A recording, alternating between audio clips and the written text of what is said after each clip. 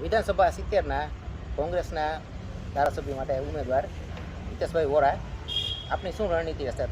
છેલ્લા 27 વર્ષથી ભાજપનું શાસન રહ્યું છે અને થોડુંક આમ આદમી પાર્ટી આ વખતે એક હરીફાઈમાં આવી ગયું છે, તો શું આપ કહેશો?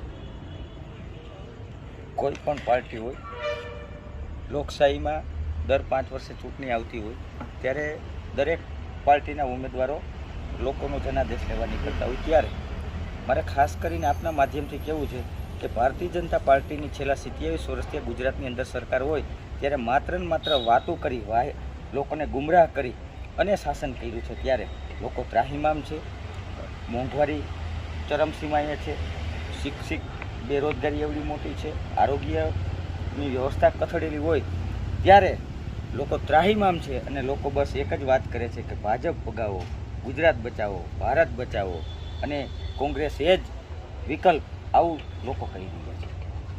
અને આમ આદમી પાર્ટી એમ કહે છે કે 300 યુનિટ ફ્રી અમે વીજળી આપશું, સરકારી સ્કૂલો કરશું અને દવાખાના કરશું. તો દવાખાના અને સરકારી સ્કૂલ તો પહેલેથી છે જ, એ તો ફ્રી છે જ.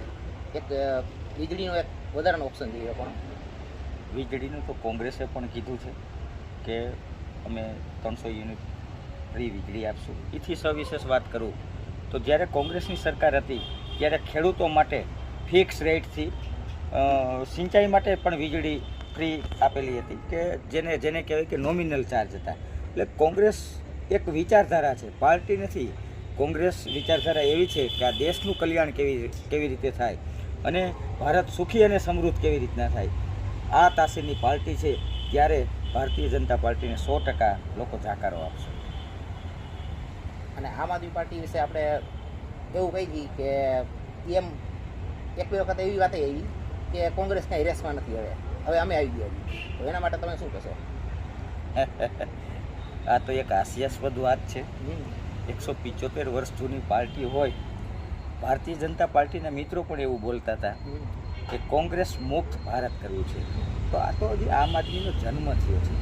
ત્યારે મારે આપના માધ્યમથી કહેવું છે કે આખા હિન્દુસ્તાનની અંદર માત્ર ને માત્ર જો એક જ પાર્ટી હોય કે જ્યાં કોંગ્રેસના એક ગામ કે એક શહેર એવું ન બને.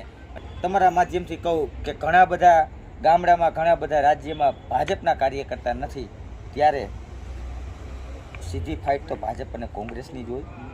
ગુજરાતની પ્રજા ખૂબ સમજુ અને શાણી છે. ત્યારે ઘણી વખત ત્રીજા વિકલ્પ તરીકે ઘણી બધી પાર્ટીઓ આવી, ત્યારે હંમેશા એમને જાકારો થયો છે.